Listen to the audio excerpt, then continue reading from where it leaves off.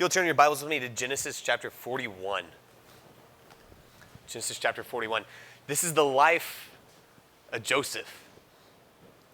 Just want to look at a couple different points in his life. We'll spend most of the time in chapter 39, but just want to look at one quick little thing in chapter 41.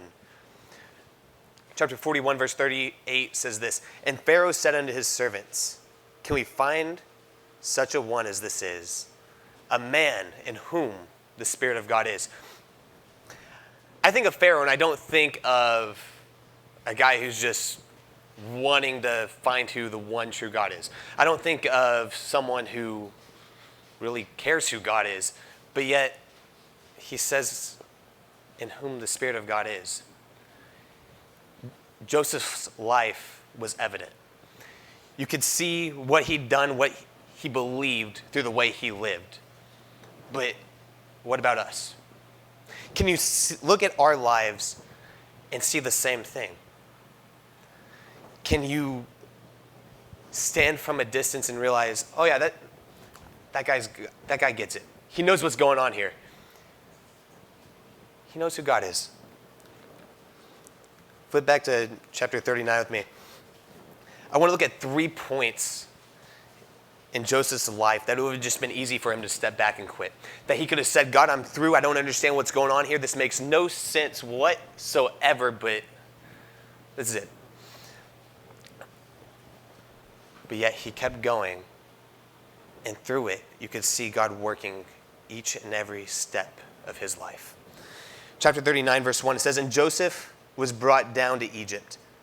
And Potiphar, an officer of Pharaoh, captain of the guard, an Egyptian, bought him of the hand of the Ishmaelites, which had brought him down thither.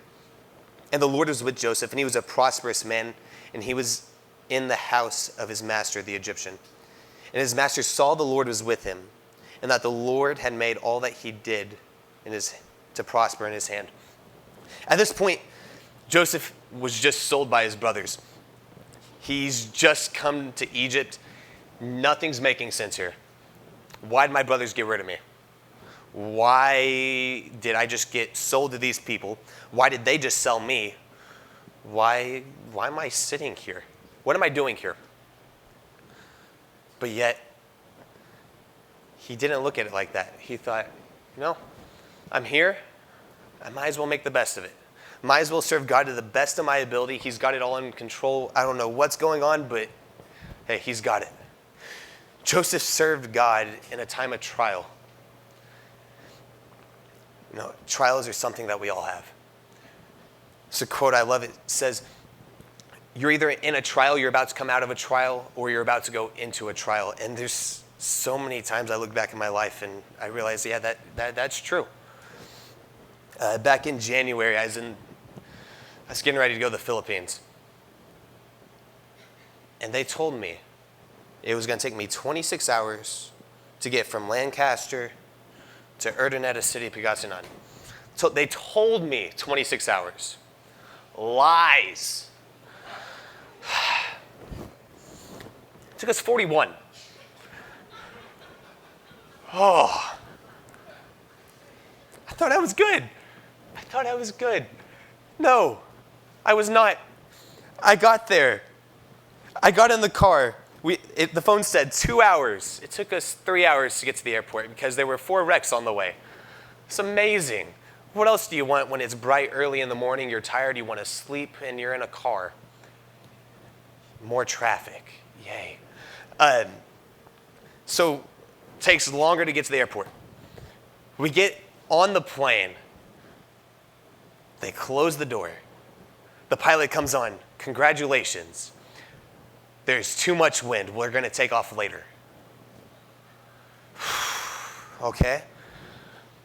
So we sit there we've been on the plane for 2 hours, and the pilot comes on again, and he says, the plane's a little too heavy. We're going to we're going to unload everything, load y'all's luggage back on. It's probably going to take us about an hour. So we sat there for another hour. And then we moved away from the tarmac. And we're just sitting out there. And then we sit out there for another hour. And then we finally take off. And the flights to other countries aren't quite the shortest. So we're flying. We finally land in Hong Kong. Our layover was supposed to be 3 hours. We sat on the tarmac for 4. Missed our flight. That was amazing. They told us, okay, 7 hours. That's when your flight will be. It'll be in 7 hours. More lies. They kept lying to us. It was crazy. 7 hours. That's what they told us. We get on the plane. They lock the door and say, congratulations, we'll take off in 2. Apparently, their excuse was the airport hadn't opened yet. I've never heard of an airport that does that to me. But that's what they said. So we wait 2 hours, we take off. It's a 2-hour flight to Manila. We get overhead and they say, you know, the tarmac's not open yet. We're just going to fly overhead for a while. We flew overhead for 2 more hours. I never thought I'd be so happy to see a sign that says, welcome to Manila. But I was praising the Lord because I was finally on the ground. Get on the ground. 5-hour car drive. It took us 41 hours. I'm tired. I just want to sleep. I get to where I'm staying, wake up the next morning, and one of the first things I hear is, Kyler, in a couple hours from now, you're preaching. I'm still kind of like out of it. So it's like, okay, got it. Not really completely there, but I said, okay. So I get to the school I'm preaching at, pull out my Bible. The pastor asked me multiple times, he's like, are you sure you're ready? Like, you're not really like, you don't look awake. But I was like, I'm ready, I'm good.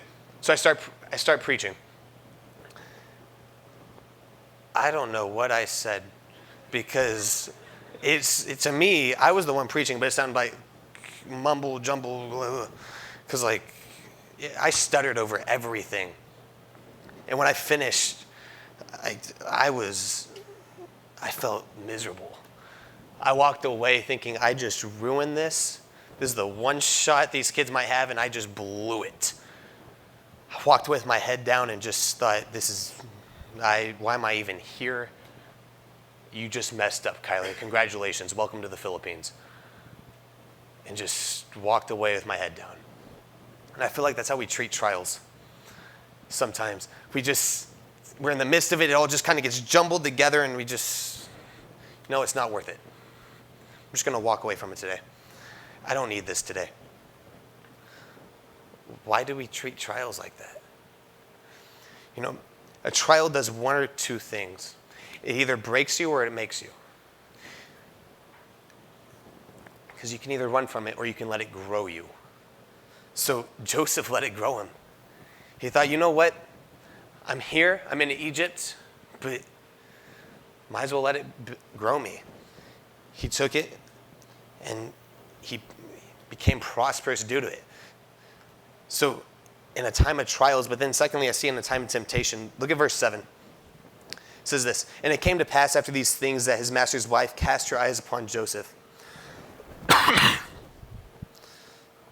And she said, lie with me. But he refused and said unto his master's wife, behold, my master wotteth not what is with me in thy house, and he hath committed all that he hath to my hand. There is none greater in this house than I.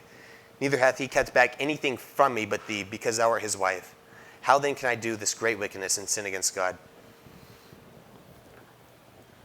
Temptation is a point that also comes up in everyone's life. It comes, in James 1:12 says, blessed is the man that endureth temptation.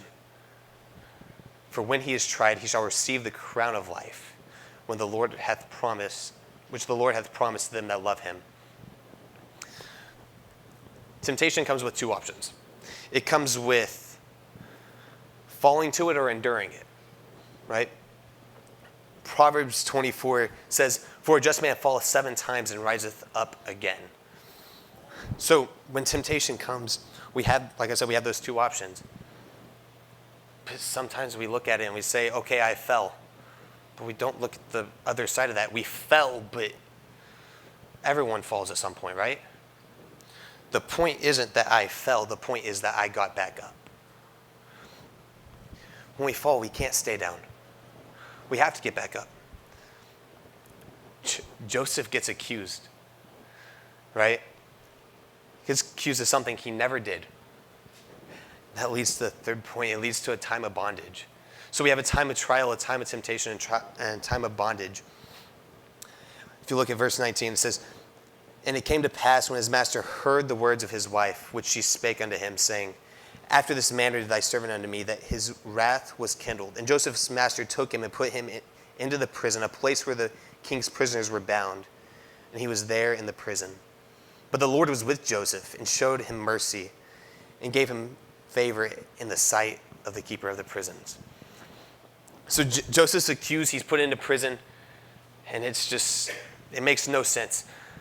I can just see him sitting there just wondering why he's going through everything that he's going through. It makes no sense. God, I'm serving you, but trials, temptation, just everything just loads on it, just weighs. But look at verse 14 of chapter 40.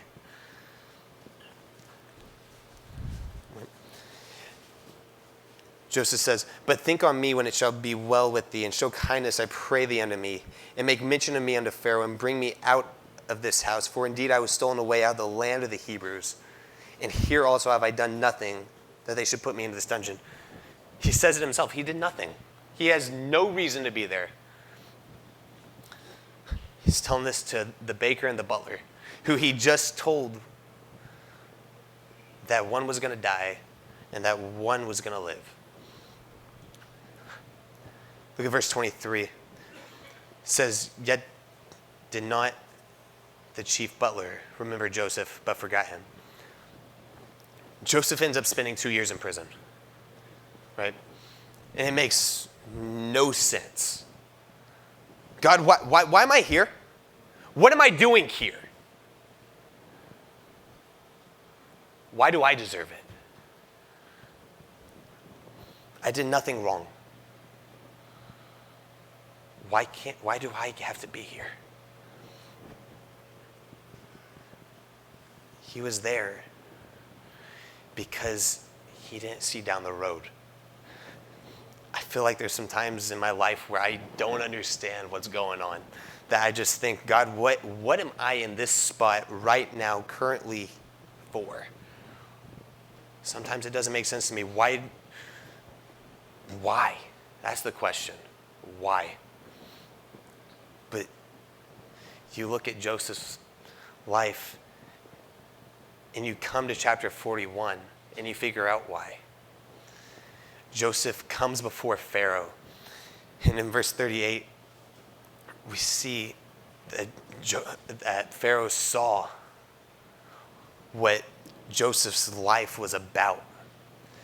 And it all came from Pharaoh had a dream. That's what it came from. Pharaoh had a dream. And Joseph interpreted it. Pharaoh could have said, Joseph, you're amazing. You interpreted my dream. He could have given all the credit to Joseph, but yet he said that it was God. It was the Spirit of God that he could see in him. But it comes down to, in our own lives, can the same thing be said? We live every day. Trials come. Can God be seen? Temptation comes. Can God be seen? Things start weighing us down and things don't make sense. And the question why comes into play. But can God still be seen in our life? That's the ultimate question. Because not everything makes sense. But if everything made sense, where would the fun be in that?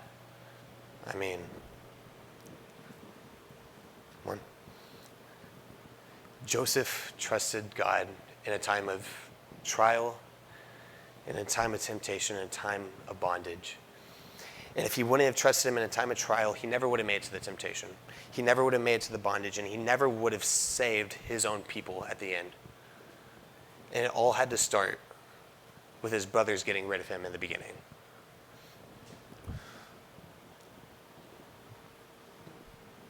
But nothing could have happened without God.